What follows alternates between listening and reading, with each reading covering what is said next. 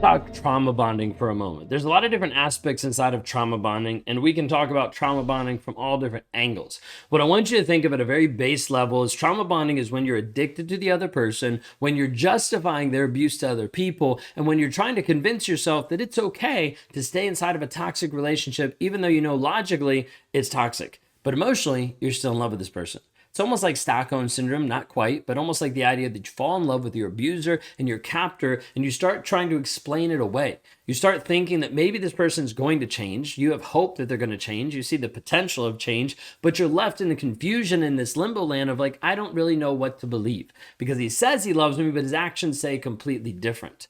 But when we talk about trauma bonding, there's a couple aspects that I want to talk about today, and we're going to dive into 5 stages of trauma bonding, how this actually works, how this actually happens, and how you get to a place of being like, hey, this is amazing, to now this is hell.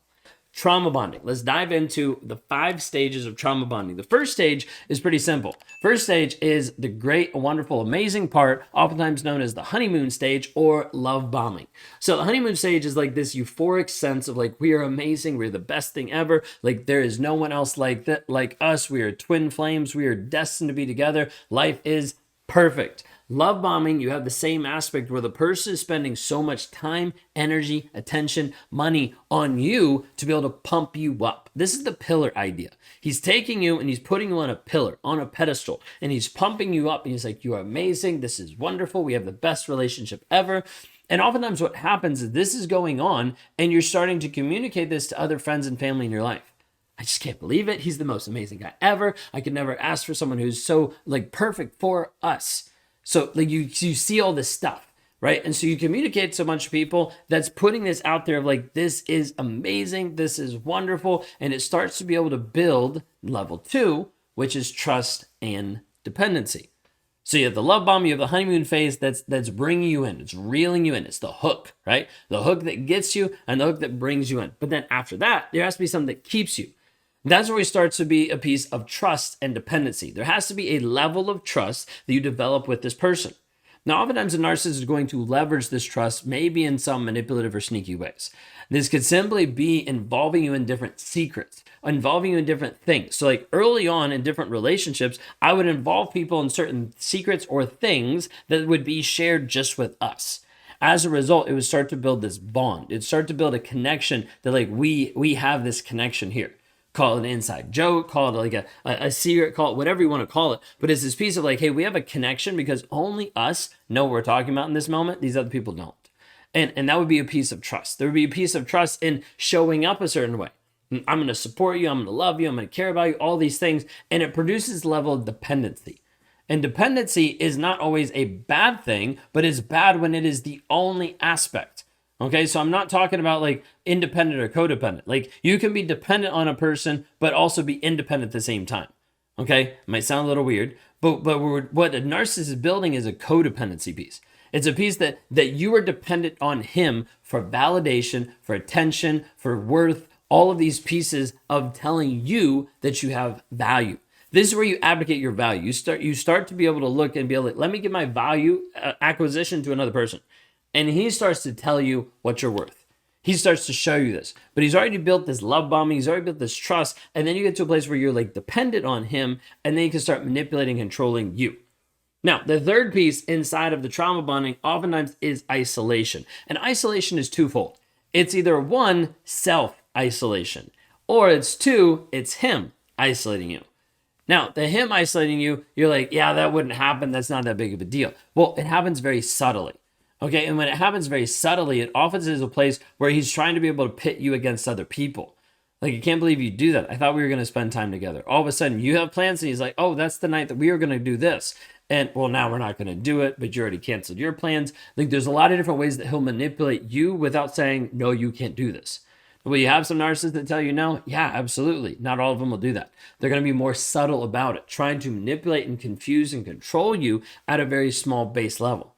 Now, then you also have the self-isolation, and you're going to do this to yourself. It's the ultimate form of manipulation because he's not doing this to you. He's making you do this. Yep, I said that. He's making you do this. And how this is actually working is oftentimes punishing you for what you do, but not in an overt way, but in a covert way. You get the silent treatment because you went out with your friends for a night. Yeah, you're like, I'm not going to do that again because that really wasn't worth it. Because I spent that time out with friends, I wasn't able to connect with them.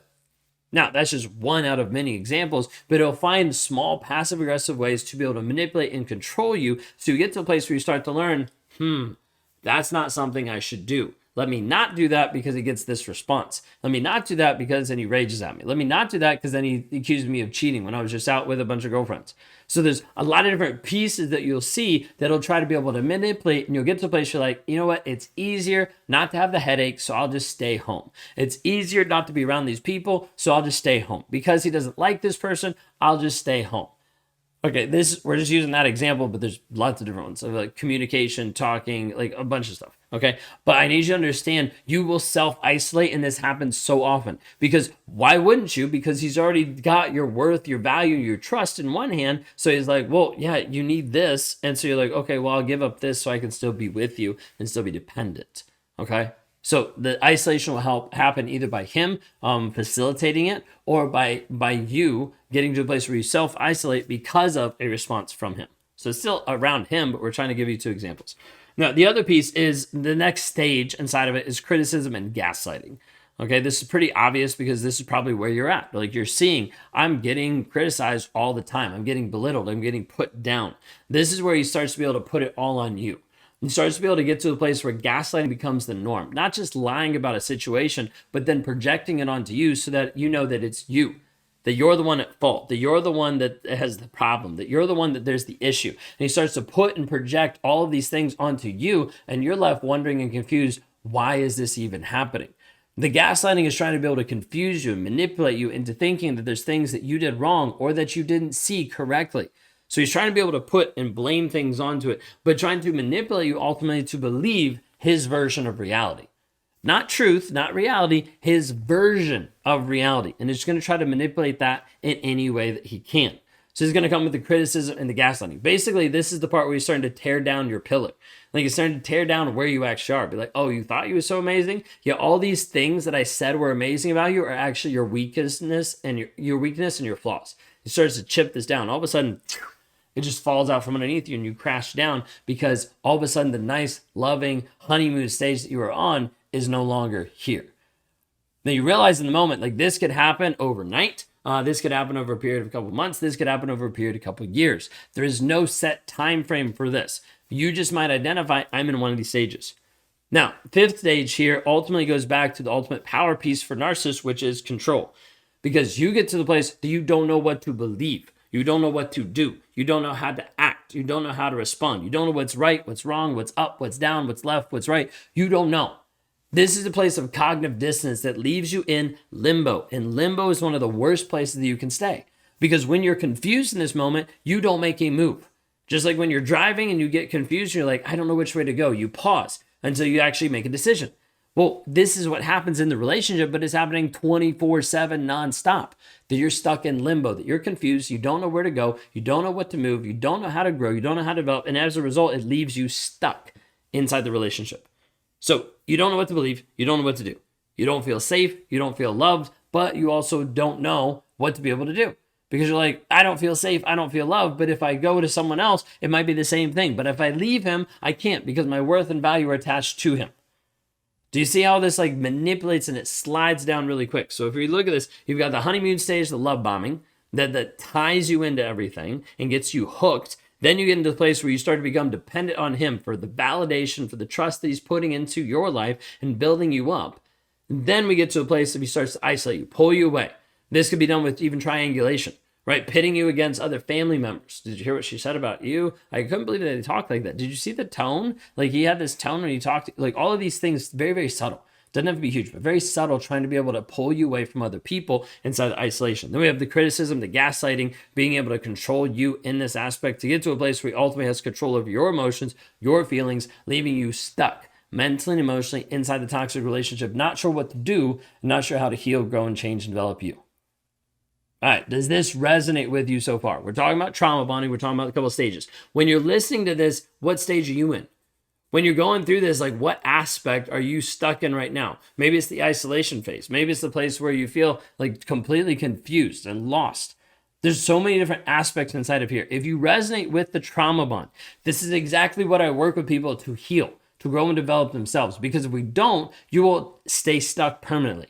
If we don't actually fix the trauma bond, if we don't eradicate it, it will be the piece that leaves you locked in forever. So I want you to understand, like, we have to be able to work on this and focus on this to help you heal. If we don't do this, you remain stuck. You remain trapped. So if I can help you with this, I want you to reach out. Go to rawmotivations.com. There's an opportunity for you there to be able to schedule a call, be able to fill out an application. There's a couple different options because we want to make sure that you actually find the tools and the systems to be free, ultimately, from the toxicity that you're currently stuck in. You all have a blessed and wonderful day, and we'll see you all next time.